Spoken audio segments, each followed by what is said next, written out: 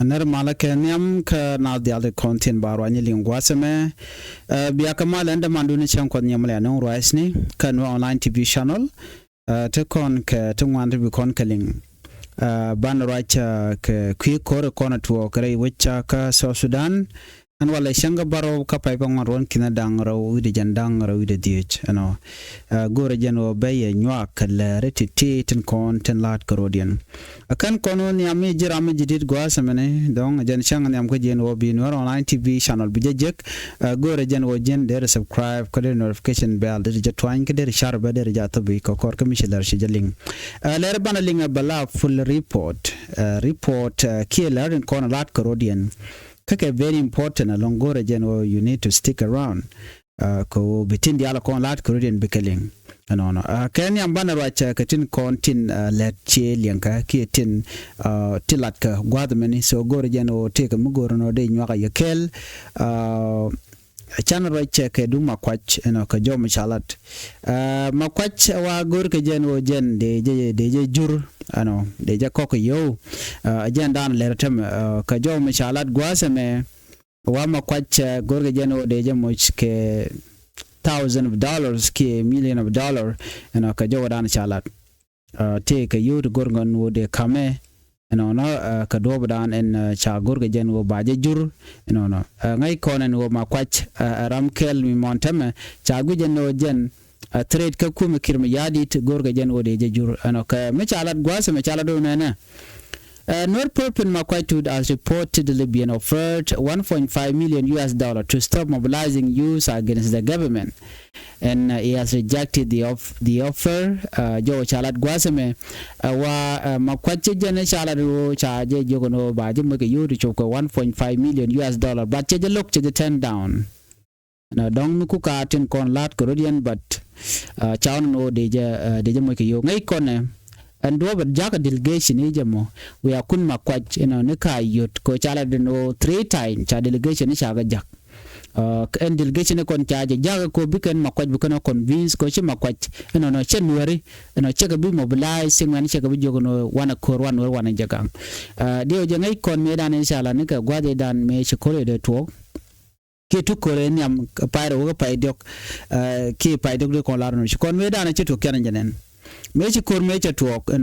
ana shu konna makwach tut not special leader shu berar ke bon midi long bon che berar ke gwaz me chana jenen no kondial mecha kor she gorno dare jangok che ngwan to ngwan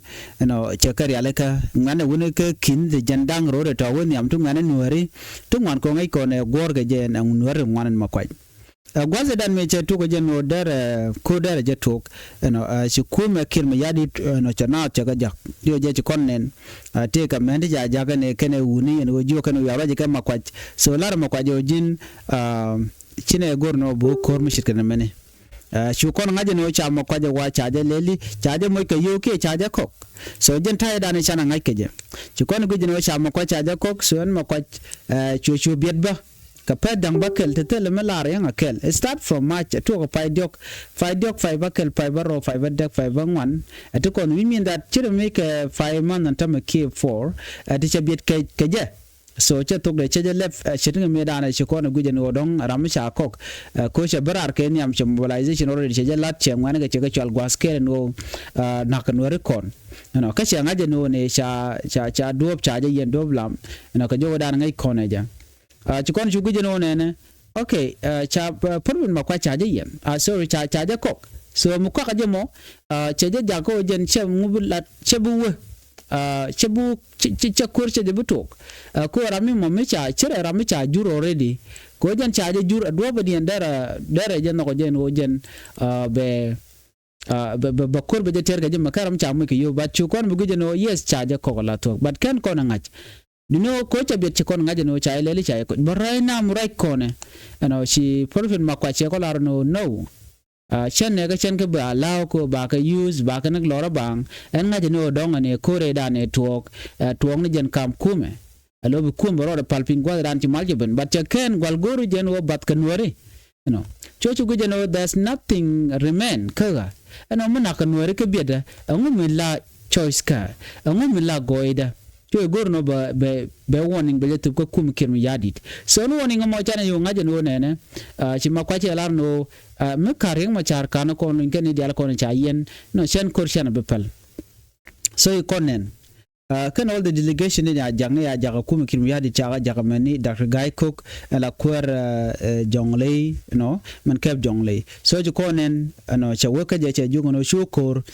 mugi kon do badan langa je kaje de ko lar no di kon palgana kon liya katet anwar kon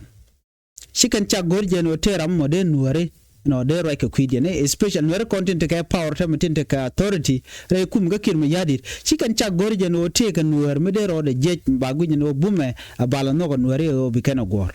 akane nuare completely kanaka ko ken ku ga benefit they are benefiting ka do brana kwa nuare kwa ga ka je kana content ka kirmi yadir they are really benefiting you know mnon kon ko de mishi makwa mishi alarno shana gor eneme de kon chonkel ka makwa ko chi makwa definitely alarno nakana nuare medan chana naga nasar shabet chana naga ulang shabet chana naga fanga shabet chana naga unit state shabet baratema shalawna ko chana no biya kwar biya ga yen shalawna ko yen kwar no chana ko bit yon tam chogutal choice do din boggen nuare helicopter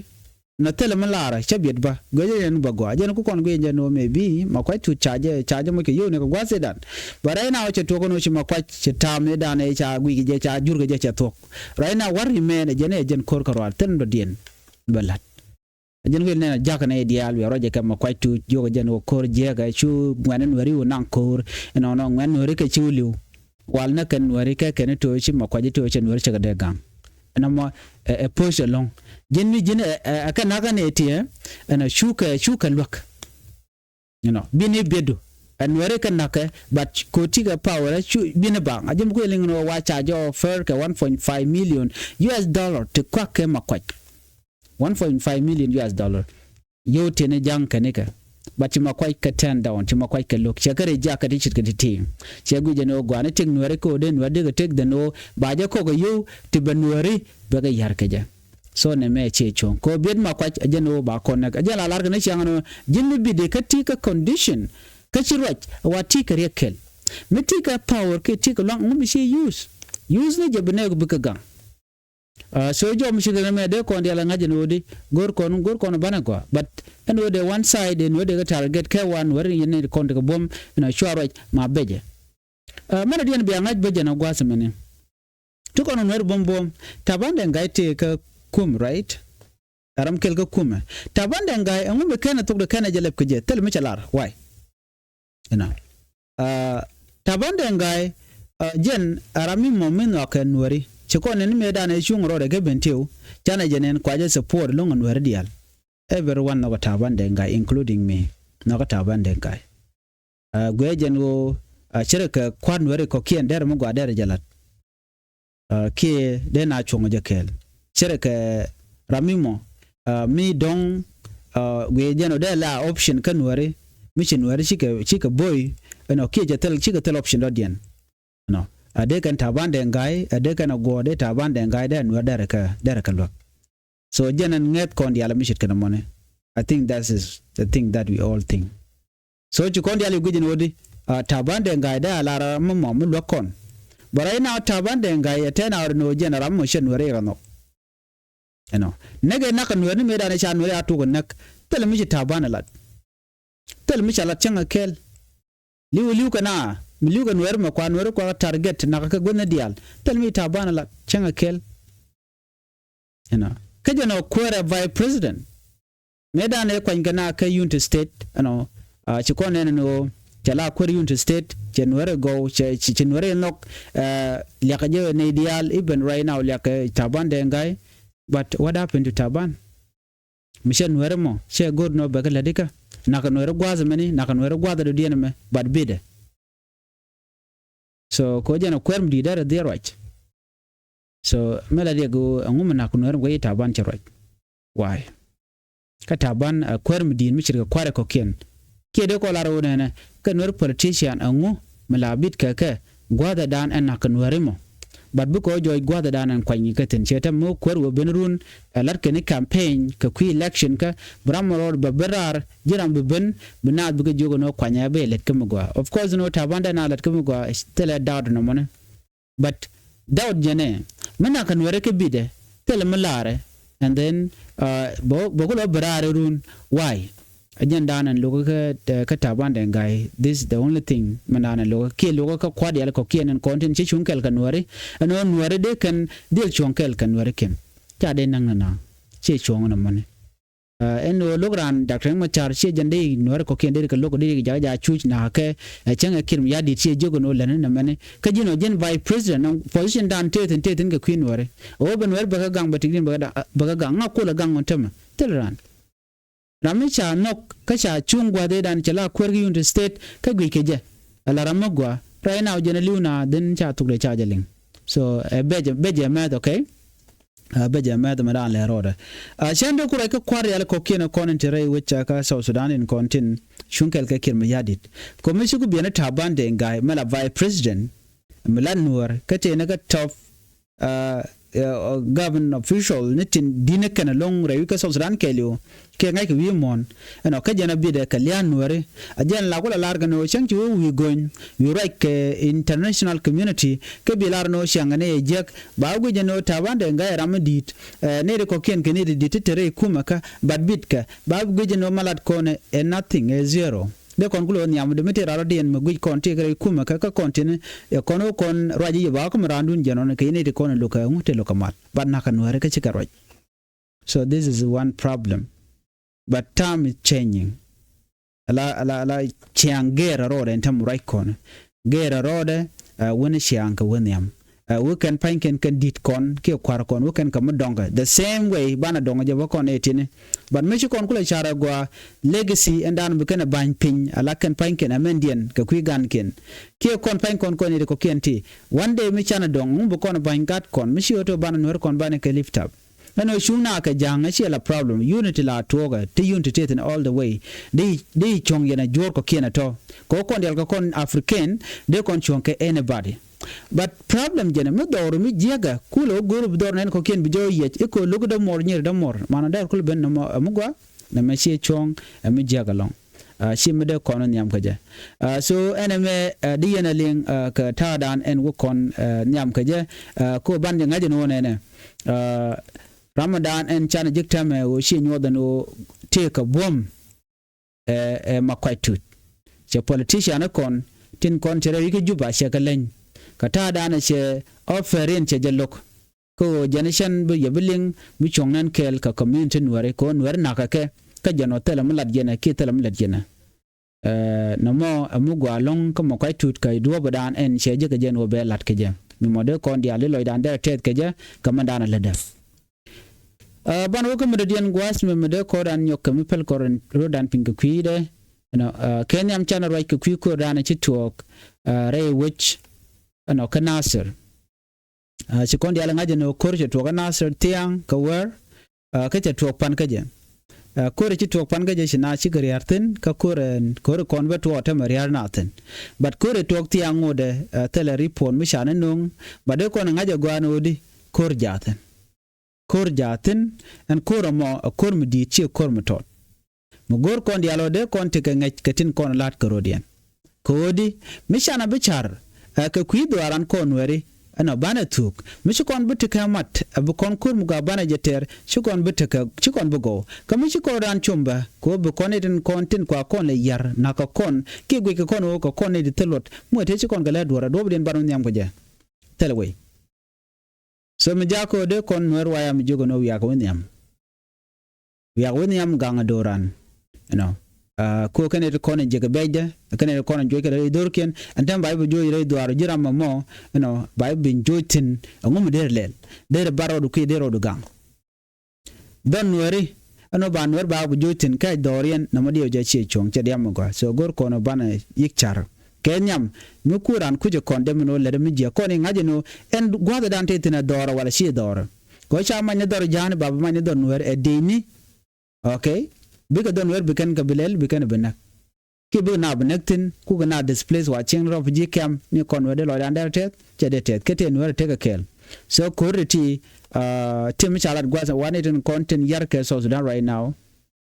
wade ka Nuer politician ko Nuer politician akane it content everywhere tiga kwijan tiga kwi Nuer bigala jen kwi Nuer bu kwijan bu jen kwijan bu ben kwi mu dong cha ko chenga jek bu lunjok yo mu gwa pin yo bu ko kwijan then after that cha ko yu the jang bu Nuer ken beken galel beken benak ko kana ko lok karudin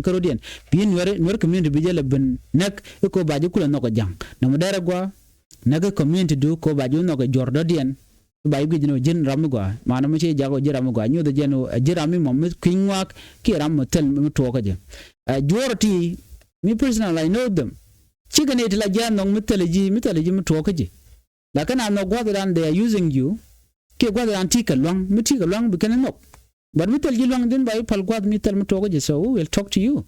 charge be user kan ajam minen yana tamo kan kwar content ka jongle tinte ka panal tinte ka unit state kwa ka user nga yos ka keja gorje no bana wake up chikon ka look but look on dob dan kan kon keje je kan kon neti konti la je Uganda and obiga kon benek mi jaga ko be la dob kel secret kel mi yos ka tem neti konti la tila jang tana chicken nget but biaje nget be share ke kel kwadam neti nen yen ngate gwasame okay this people tenen yen ngate gwadam neti ke South Sudanese ke dine jane ke jang kan den titi ke dine jane tinyeke aji Uganda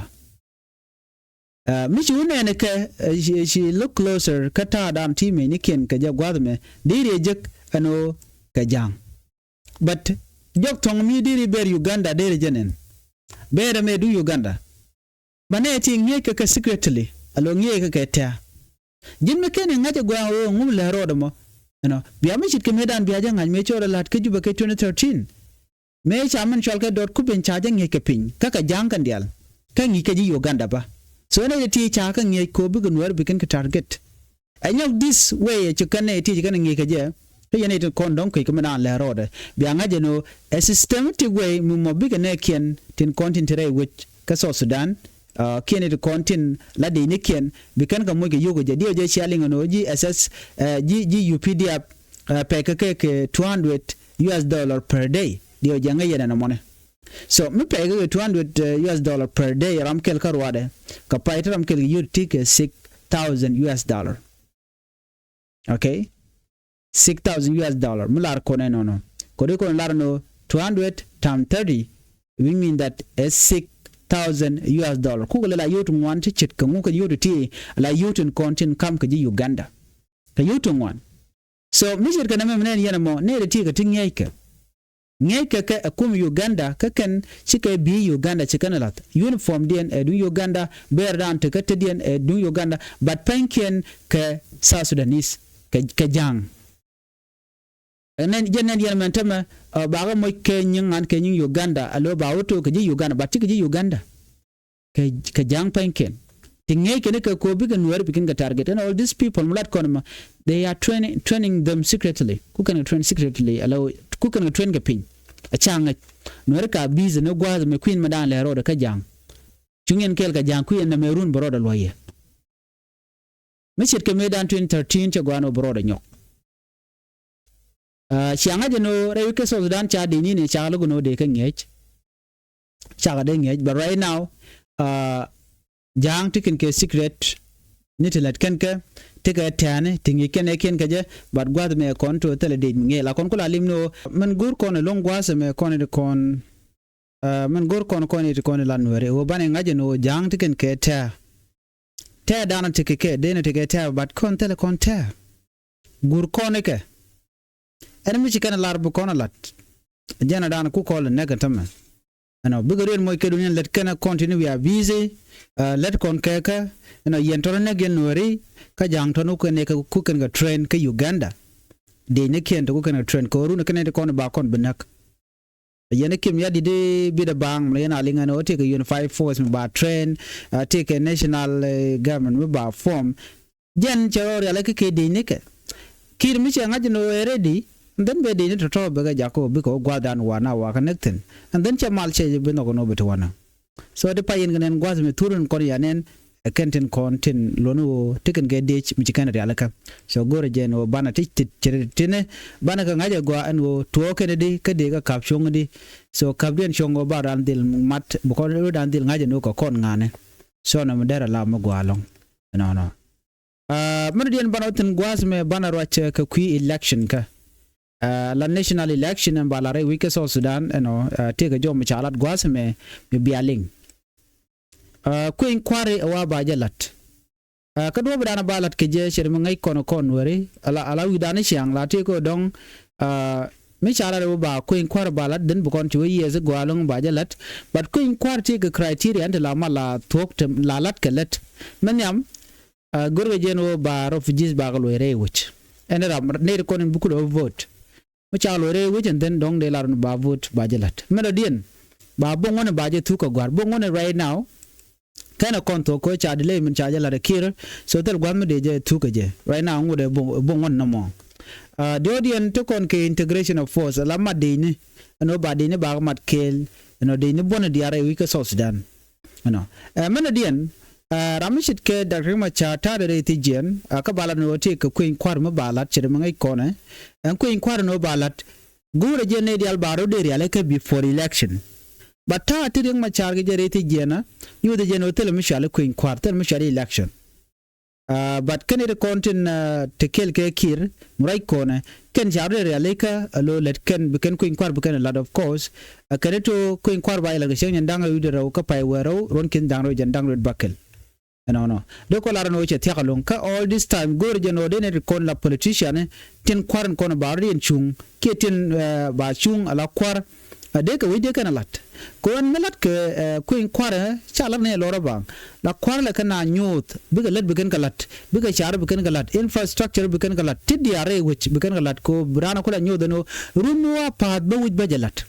so la kan wujere aleka so bigger competition bekana lat but go mi mo chane de kono dong chigering ma char cha no go de kalun de kamrar dong de mal de lat de na kulo ka jen election da lat ke so bi mal bukulo nyam de tel dom bi mal bo nyam ke je medan ne chaje kon said no in election de lat ke 2026 ron kin dangro jan dangro de bakal no sorry 2024 ron kin dangro jan dangro de ngwan but you kon mandana lero de chane jenen instead of the Queen Quade at K24 charge extent, I came here the chair begin a Ramadan Tigrege, Dr. Machar, Age Logomono about Queen Quad Bajal at K24. No, Kim Yadi Jeram Nantigrek, chair gur. In a state you can make Rundangro.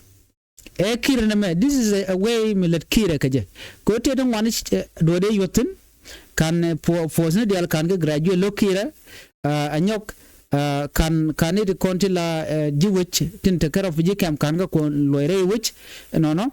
ka enyo kan permanent constitution kana kontuk so do bidi ende mal de lat ke jemon kede de ba kontuk bina ko wo ka jen queen kware so queen kware cha de la lora bang gwami mo kan ngwana kan ga tuktin ajena kwala ndo okay mujo to no ba queen kware ba jalat ngum cha ga mal pedon ga to no ba queen kware ba jalat ba chalu ka kir pene chela na ga tukde chela shena go belet ko nga ko ne reng machar ajana we will not work together chikon diala nen michir ne mene so shu mentum right kona ajara madana logo bi mal bedetin chang balar no te queen kwaran balat queen kwaran wajalat bi ngaji no ne an so Sudan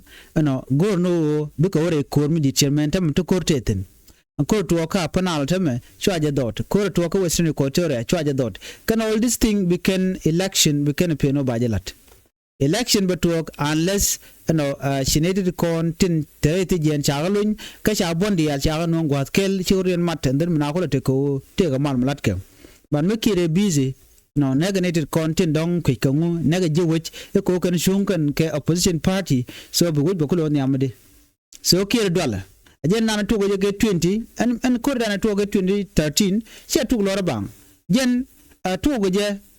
ko dwale gwijeno bireng machar no be kwerbe jakan so charing machar cha bulo then when chitam jaben so jen dwale jemone ngum dwale ko ba responsibility ba kan gaje bo kering machar ki bo ko radien so dwal kir ke je anyok kir ti nyotine ka karundi alati de kir ko no gode anga mbi chongo je choro yar kan wori choro yar ka ji ko choro choro yar kan ne ko ke ne ben janket so ko ngai ko no ga jano wan chi lu by the way re kur chimla ko na lana won ko re chi to ke nang nuer ko den na ga bo mena jang so na me ku kir ku le use we can nuer don nuer can deck no ko I don't think no cha nuer men jakata me we na jang re uniken ne la jake ke jang baga jak in form of SSPD because other dan and nuer bukan go and then ban nuer ko kena ti ba mo ke yo and we can in konti la kume bigin nuer kan kula ben janaka ka telefon mi chamen jak abanan ka bargazal antama munyi ke bargazal munyi ka jang telefon mi am jak akan la nyin ke la kan ka jak bukan ga jak don nuer ka panal so there gwa kwala targen dorkel menwer konen chunkel ke ma nyodeno kuin ngare na mone china de chonga jen kom kir mi yadit dina wol chonga kel de ram nang na so jo me di na ngach eno kata dan len ngaro den keje ano bi malbe ben gora lat kele gor ne di alche gor ne tin konti la jankaro den e kan bi la no weje weda menwer bo dorien so jo mo shikana me de konti ke ngaitin one last report dan ba lengwa se me mandong de main ka kon again dung Nuer spiritual leader and my quite tooth ngai kon no che chop ka PG county ngai kon no te ka kor buto very soon na kumu to bane ngaje no che kor che loitin kon ma quite ramtic influence so ta dan en men be ka je che di mana ka che yor pin reng ma chara lo ngeje ka ramdan wudu shal ga dopal al ngeje so michel lugo no mo what will happen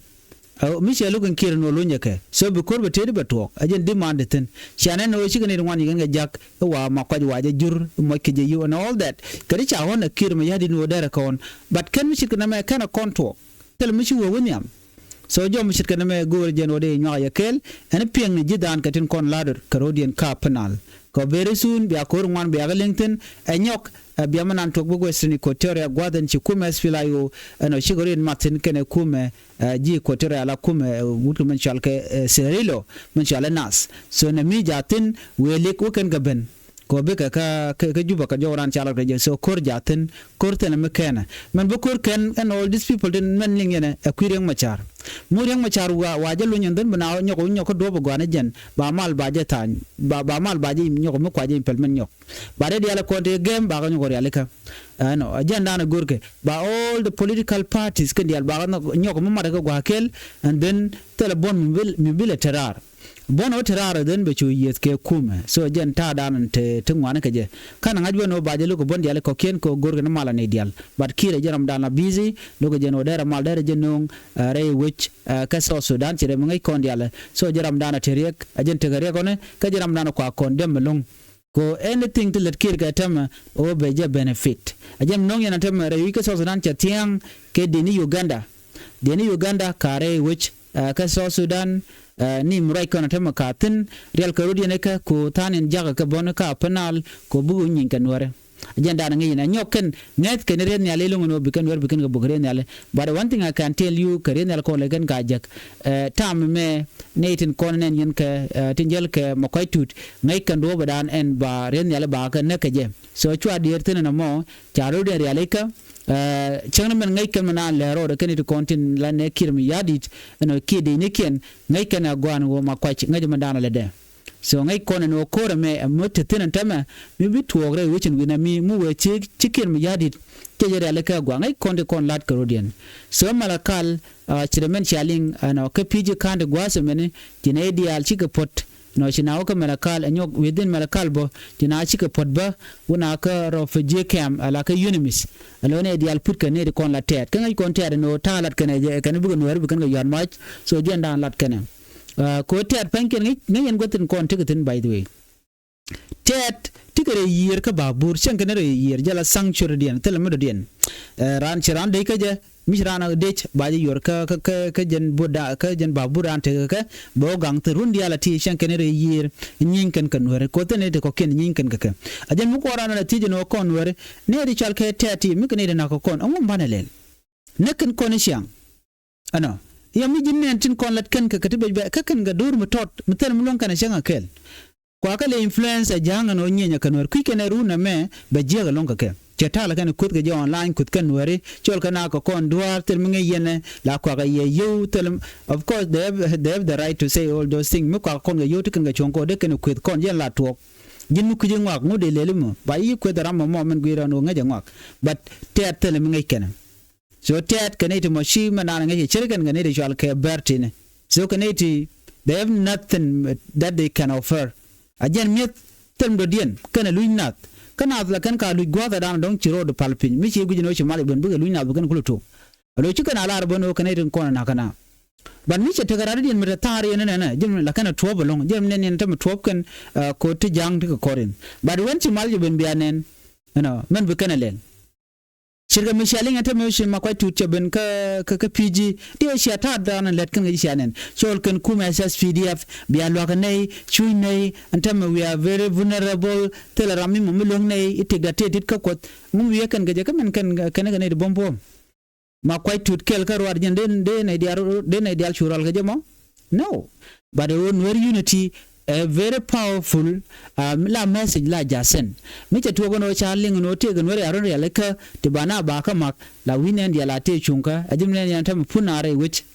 ndan shal ka mo e malakal wona ka ngu wona ka kara fuji kam ke unimis so jena ta handa len ngaru den geje unit dan ko no ngajen wa very powerful okay choja ignored no palne diality to chunkel ke kirm yadi da kwa ke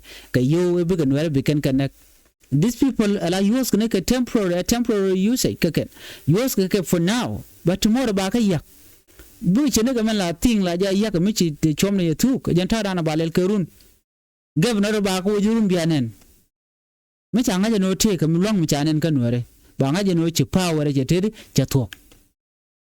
so ta dana chi malakal che yoko jena na agu tini jentin bikan ngaje no Nuer madien